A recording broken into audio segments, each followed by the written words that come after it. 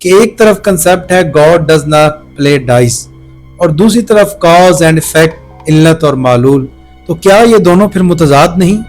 اور یہ جو 1900 سے لے کے 1930 تک کا یہ جو دورانیہ ہے، آپ یوں سمجھیے کہ اس میں کوانٹم میکینکس بڑی ہی علت و معلول یعنی چوائس پہ مبنی ہے، کاز اینڈ افیکٹ اسٹیٹسٹیکل ہے۔ نہیں، اسے ہم کاز اینڈ افیکٹ کہیں، ایم سی کیوز کہیں، نہیں اس طرح نہیں۔ مثلا ایگزیکٹلی یہ نہیں ہے کہ ایک چیز ہونا تھی۔ کوانٹم میکینکس کے اندر ہم صرف پروبیبلٹیز کو میئر کرتے ہیں، اور ہم یہ جو گلاس ہمیں نظر آ رہا ہے سامنے، اب کلاسیکلی تو یہ ایک مخصوص والیوم جگہ رکھتا ہے، مگر کوانٹم میکینیکلی آئنسٹائن یہ سمجھتے تھے کہ نیچر کو، یعنی انہوں نے گاڈ کا جو لفظ استعمال کیا ہے، آئنسٹائن سے جب پوچھا گیا تھا نا ایک دفعہ کہ کیا وہ خدا میں یقین رکھتے ہیں، تو انہوں نے کہا کہ ہاں میں، تو اس وقت ایک قسم پرس فلسفی پیدا ہوا، اس نے یورپ کے اندر کرسچینٹی اور ایون یہودیت کو بھی خدشے میں مبتلا کر دیا کہ کہیں ہمارے دین کی بنیادیں نہ اکھڑ جائیں۔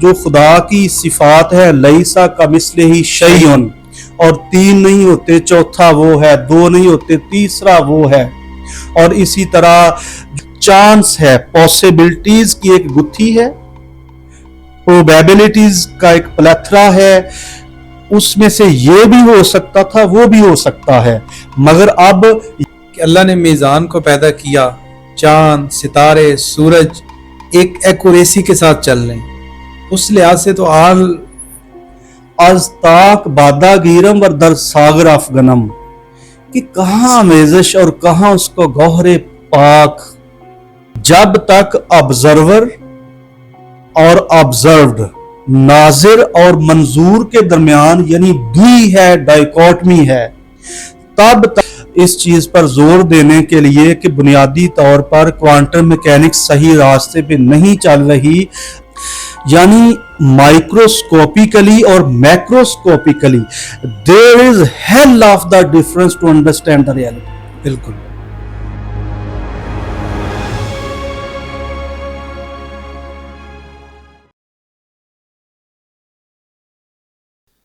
بسم اللہ الرحمن الرحیم، ویلکم ٹو اندر پوڈ کاسٹ ایپیسوڈ۔ امید کرتا ہوں تمام ویورز خیر و عافیت سے ہوں گے۔ ڈاکٹر زاہد مغل صاحب کے ساتھ آج ایک نئی نشست میں نئی گفتگو اور نئے موضوع کے ساتھ حاضر خدمت ہیں۔ ڈاکٹر صاحب، پریویس پوڈ کاسٹ ہوئی ہیں، ان میں ہم نے ڈسکشن کی اور اس دوران آپ نے ایک جملہ بولا تھا کہ God does not play dice, تو میں نے اس پہ بڑا غور کیا کہ ایک طرف کنسیپٹ ہے God does not play dice اور دوسری طرف کاز اینڈ افیکٹ، علت اور معلول، تو کیا یہ دونوں پھر متضاد نہیں؟ اپیرنٹلی متضاد ہیں۔ بنیادی طور پر یہ آئنسٹائن کا میکس بارن کو جو خط تھا 1920-30 کی اس دہائی میں، اس سے متعلق ہے۔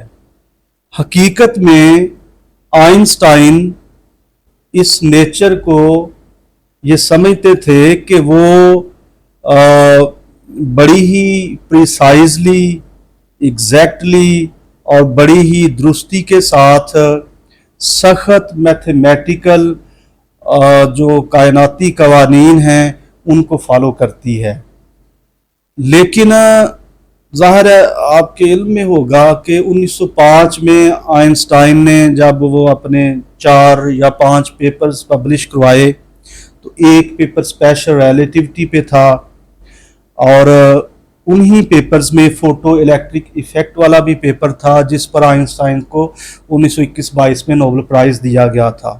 لیکن 1900 کے اندر جو اپنا میکس پلانک تھے، انہوں نے کوانٹم میکینکس کے اندر کوانٹم میکینکس کو ایک طرح سے پانیئر کیا تھا، یعنی الیکٹرو میگنیٹک ریڈیشن کس طرح سے میٹر کے ساتھ انٹریکٹ کرتی ہے، یعنی یہ جو ویزیبلٹی ہے، بالخصوص ہیٹ جو ہے، ہیٹ ویوز کس طرح سے انٹریکٹ کرتی ہیں ساری۔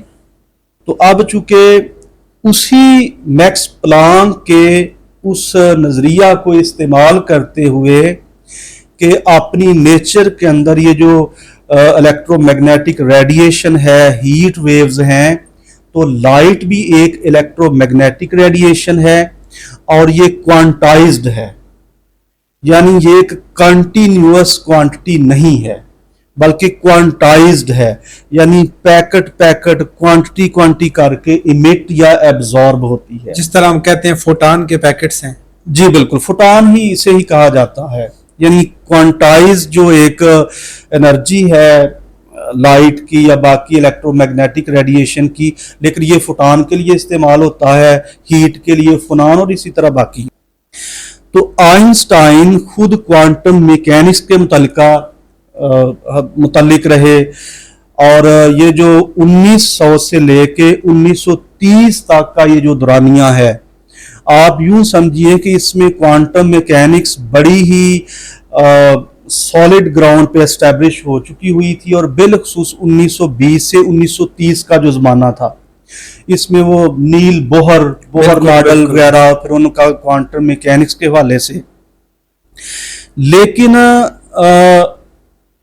آپ کے ذہن میں ہوگا یہ ہائزنبرگ، اچھا، انہوں نے ایک انسرٹینٹی پرنسپل متعارف کروایا کہ آپ سائملٹینیسلی، یعنی ایک ہی وقت کے اندر سب اٹامک یا سب اٹامک سکیل پر، مائکروسکوپک سکیل پر آپ الیکٹران کی پوزیشن اور اس کی ویلاسٹی کو ایگزیکٹلی ایک ہی وقت میں میئر نہیں کر سکتے۔ اچھا، جب اگر ایک ایگزیکٹلی میئر کریں، پوزیشن میئر کریں، تو ویلاسٹی ڈسٹرب ہو جاتی ہے، بالکل بالکل، اور وائس ورسا۔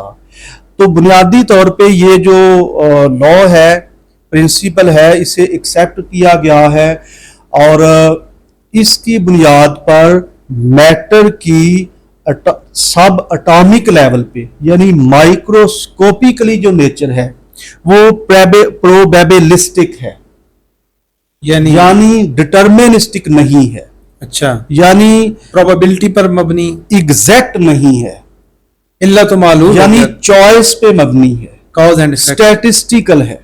نہیں اسے ہم کاز اینڈ افیکٹ کہیں، ایم سی کیوز کہیں، نہیں اس طرح نہیں، مثلا ایگزیکٹلی یہ نہیں ہے کہ ایک چیز ہونا تھی، پروبیبلسٹک سے یہ مراد ہے کہ یہ محض ایک چانس ہے، یہ بھی ہو سکتا تھا۔ اسٹیٹسٹیکلی اس کے ڈفرنٹ اسٹیٹسٹیکلی پروبیبلسٹک نیچر ہے میٹر کی، اچھا، یعنی ریالٹی کی۔ تو اب آئنسٹائن اس سے بڑے بے آرام تھے، وہ انریسٹ میں تھے، تو اب اس میں ہائزنبرگ، بوہر، اور اس میں شروڈنجر، اور اس میں اپنا پھر میکس بورن، تو جو شروڈنگر ویو ایکویشن شاید آپ نے سنا ہو، کوانٹم میکینکس کے اندر ہم صرف پروبیبلٹیز کو میئر کرتے ہیں، اور ہم ایگزیکٹ پارٹیکل کا کانسیپٹ نہیں ہے بلکہ ویو فنکشن کا کانسیپٹ ہے۔ بالکل، یہ جو گلاس ہمیں نظر آ رہا ہے سامنے، اب کلاسیکلی تو یہ ایک مخصوص والیوم جگہ رکھتا ہے، مگر کوانٹم میکینیکلی یہ اس کا ویو فنکشن ہوگا، اور ویو فنکشن کا جو اس کے ماڈ کا جو سکوئر ہے وہ یہ بتاتا ہے کہ پروبیبلسٹیکلی ویو فنکشن، یعنی سپیس کے ایک مخصوص حجم کے اندر یہ کہیں گلاس موجود ہوگا، بالکل، لیکن کلاسیکلی ہم کہتے ہیں کہ ایگزیکٹلی یہ چیز یہاں موجود ہے۔ تو ویو فنکشن جس کی مطلق ویلیو کا سکیئر اس کی پروبیبلسٹک ڈینسٹی بتاتا ہے کسی چیز کی اصل موجودگی کی، اس کو گورن کیا جاتا ہے شروڈنگر ایکویشن کے ساتھ۔ اچھا، تو ظاہر ہے یہ ذرا ٹیکنیکل باتیں ہیں، اور ہم ظاہر ہے یہ گفتگو کیسے فورم پہ کرتے ہیں نا، تو آئنسٹائن یہ سمجھتے تھے کہ نیچر کو، یعنی انہوں نے گاڈ کا جو لفظ استعمال کیا ہے، بنیادی طور پر آئنسٹائن جو سپینوزا کا گاڈ تھے، آئنسٹائن سے جب پوچھا گیا تھا نا ایک دفعہ کہ کیا وہ خدا میں یقین رکھتے ہیں، تو انہوں نے کہا کہ ہاں میں اسپینوزا کے گاڈ میں یقین رکھتا ہوں. یہ 17ویں صدی کے اسپینوزا ایک بہت بڑے فلسفی تھے. ان کی کتاب ہے, اگر کبھی موقع ملے تو, دی ایتھکس. اچھا. جو شری شنکراچاریہ جو اسلامی دنیا میں شیخ ابن عربی اور پھر رومیوں کے دور میں جو فلاطینوس نے جو سارا خدا کو سمجھا اور وحدت کے طور پہ پیش کیا, تو 17ویں صدی میں یعنی جب جدید سائنسیں ایوالو ہو رہی تھیں, تو اس وقت ایک قسم پرس فلسفی پیدا ہوا. اس نے یورپ کے اندر کرسچینٹی اور ایون یہودیت کو بھی ایک خدشے میں مبتلا کر دیا کہ کہیں ہمارے دین کی بنیادیں نہ اکھڑ جائیں. اچھا. تو یہ بک جو تھی نا, دی ایتھکس, یہ بین رہی ہے یورپ کے اندر. اچھا. کیونکہ انہوں نے جو خدا کا تصور پیش کیا تو وہ ابن عربی سے بڑا متعلق ہے, جو 12ویں صدی میں, اور پھر باقی ہندوؤں کے اندر جو تصور خدا ہے. دیکھیں, بنیادی طور پہ میں اگر ایمانداری کی بات کروں تو یہ صرف کرٹسی ہے, ادب کا تقاضا ہے جو شرع زور دیتی ہے کہ ہر صورت ملحوظ رکھا جانا چاہیے. بالکل. ورنہ جو خدا کی صفات ہے, لیسا کمثلہ شیء, اور 3 نہیں ہوتے چوتھا وہ ہے, 2 نہیں ہوتے تیسرا وہ ہے, اور اسی طرح جو سورہ اخلاص کے اندر اس کی صفات ہیں, جو اپنا آیت الکرسی کے اندر اس کی صفات ہیں, اس کے تناظر میں اگر کوئی ذہن اس خلیج میں داخل ہو جائے تو اس کے لیے میں سمجھتا ہوں کہ بڑا مشکل ہے. بالکل بڑا مشکل ہے. وہ پھر کچھ سطحی حدود میں رہے. بہرکیف تو آئنسٹائن یہ سمجھتے تھے کہ کائناتی قوانین جن کو وہ ایک خدا کے طور پہ ڈسکرائب کر رہے تھے ایگزیکٹ ہونا چاہیے, نہ کہ لک اور چانس پہ مبنی ہونا چاہیے. جبکہ کوانٹم میکینکس نے اس کو ادھیڑ کر رکھ دیا تھا. وہ کوانٹم میکینکس یہ کہہ رہی تھی کہ یہ جو ریالٹی اپیئر ہوتی ہے ساری, جب تک آبزرور موجود نہ ہو یہ ریالٹی موجود ہی نہیں ہوتی. بالکل. اور یہ سب اٹامک سطح پہ لیول پر یہ پروبیبلسٹک ہے, نہ کہ ڈٹرمنسٹک ہے. یعنی ایگزیکٹلی سے ڈٹرمن کیا ہی نہیں جا سکتا. اس سے مراد وہ ہے جو میں پہلے بھی عرض کر چکا ہوں کہ چانس پر مبنی ہے. اسٹیٹسٹیکلی پروبیبلسٹک ہونے سے مراد چانس ہے, پاسبلٹیز کی ایک گتھی ہے, پروبیبلٹیز کا ایک پلیتھرا ہے. اس میں سے یہ بھی ہو سکتا تھا, وہ بھی ہو سکتا ہے, مگر اب یہ ہو چکا ہے تو اب یہ نہیں کہا جا سکتا کہ ہونا ہی یہی تھا. اچھا. عقل کے نزدیک یہ ہے. تو آئنسٹائن ظاہر ہے, تو پھر انہوں نے میکس بورن کو خط لکھا جس میں انہوں نے لکھا کہ اگرچہ کوانٹم میکینکس بہت کچھ کہہ رہی ہے مگر یہ ریالٹی نہیں ہے, ابھی پورا سچ نہیں ہے. ابھی جو وہ قدیم حقیقت ہے یہ اس کی حقیقت کو پورا بیان نہیں کرتی, یعنی خدا یا قوانین کائناتی جو ہیں.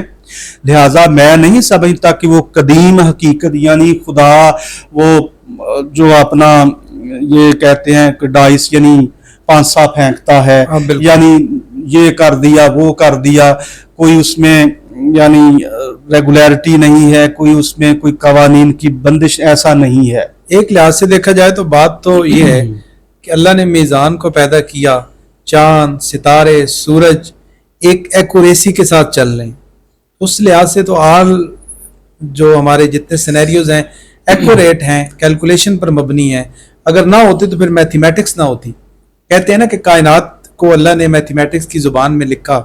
میتھمیٹکس تو ایکوریسی ہے, لیکن میتھمیٹکس کی ایک برانچ پہ اسٹیٹسٹکس بھی ہے. صاحب مجھے ایک شعر پیش کرنے کی اجازت دیں. جی جی ضرور. امیزش کجا و گوہر پاک اپجا. یہ غالب کے شعر کو اقبال نے تھوڑا سا چینج کیا ہوا ہے. از تاک بادہ گیرم و در ساغر افغنم, کہ کہاں امیزش اور کہاں اس کو گوہر پاک.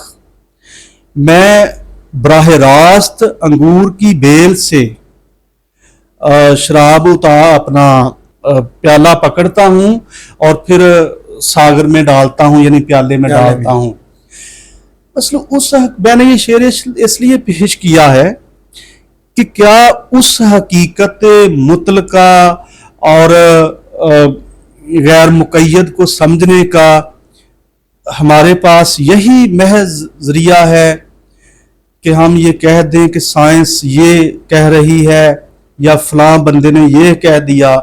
बुनियादी तौर पर जब तक ऑब्जर्वर और ऑब्जर्व्ड, नाजिर और मंजूर के दरमियान यानी दुई है, डाइकोटमी है, तब तक ये नजरियात अकल का पूरा ताना बाना मौजूद रहता है। बिल्कुल। लेकिन मैं असल में इस तरफ इशारा करने की कोशिश में हूं कि अगर ये कमरा है, मैं कमरे के अंदर इस कमरे के अलावा इसमें मौजूद हूं, इससे अलहदा आप भी इसी तरह हर चीज। लेकिन अगर मैं इस पूरे कमरे के शऊर के तौर पे मौजूद हो जाऊं तो अशिया के हकायक क्या रह जाएंगे। इसलिए जो क्लासिकली आइंस्टाइन 1935 के अंदर ना ये अपना पोडोल्स्की, आइंस्टाइन और रोजन, ये तीन अपना इन्होंने एक पेपर भी लिखा इस चीज पर जोर देने के लिए कि बुनियादी तौर पर क्वांटम मैकेनिक्स सही रास्ते पे नहीं चल रही और डिटर्मिनिस्टिक नेचर होना चाहिए नेचर की सारी। लेकिन ताहम क्वांटम मैकेनिक्स ने अपना काम कर दिखाया और अभी तक जाहिर है आगे बढ़ती जा रही है। बिल्कुल। लेकिन बुनियादी जो यहाँ इख्तिलाफ और इफ्तिराक है वो इनके रेलम्स का है, दायरा इख्तियार का है। यानी माइक्रोस्कोपिकली और macroscopically there is hell of the difference to understand the reality. बिल्कुल वजह कहा आपने। तो आइंस्टाइन अपनी जगह मैं समझता हूं दुरुस्त होंगे, दुरुस्त थे, बिल्कुल, बिल्कुल। मगर वो दूसरे साहिबान जिस सतह पे बैठकर वो मुशाहदाए रियलिटी हकीकत कर रहे थे उनको उसी तरह से नजर आ रहा था। यानी ये सतह हैं, हर सतह का कंसेप्ट उसके उस सतह की अकल समझ शऊर रखने वालों के लिए है। जी, यहाँ जो लफ्ज मैंने आम बोला ना, अल्फाज का जो कहा जाता courtesy, है। अच्छा। अब देखिए वो क्वांटम मैकेनिक्स इसको मुस्सिर होकर पेश करती है कि अगर ऑब्जर्वर नहीं है तो ऑब्जर्व्ड खुद मुनहदम हो जाता है, वो कोलैप्स कर जाता है, यानी वेव फंक्शन मौजूद ही नहीं रहता। वो आयोटा का उसमें बड़ा अहम किरदार है उस वक्त।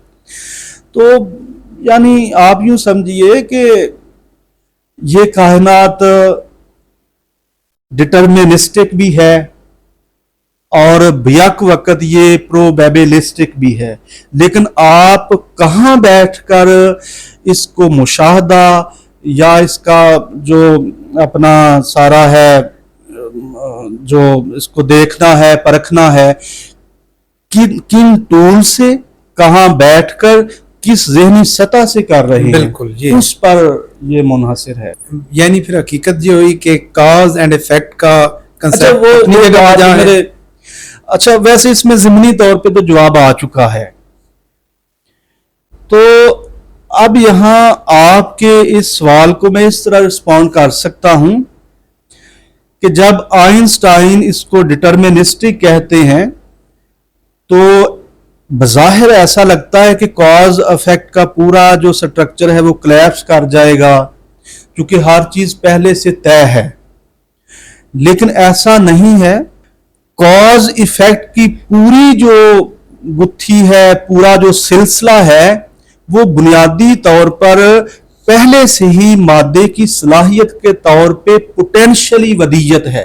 अच्छा। मगर उसका टेम्परल जो मैनिफेस्टेशन है हमारे लिए सिर्फ वही वजूद की हकीकत धारता है। वो तो कॉज इफेक्ट अकल का दायरा है और इसे डिटर्मिनिस्टिक कहना एक चंद कवानीन का पाबंद कर देना है।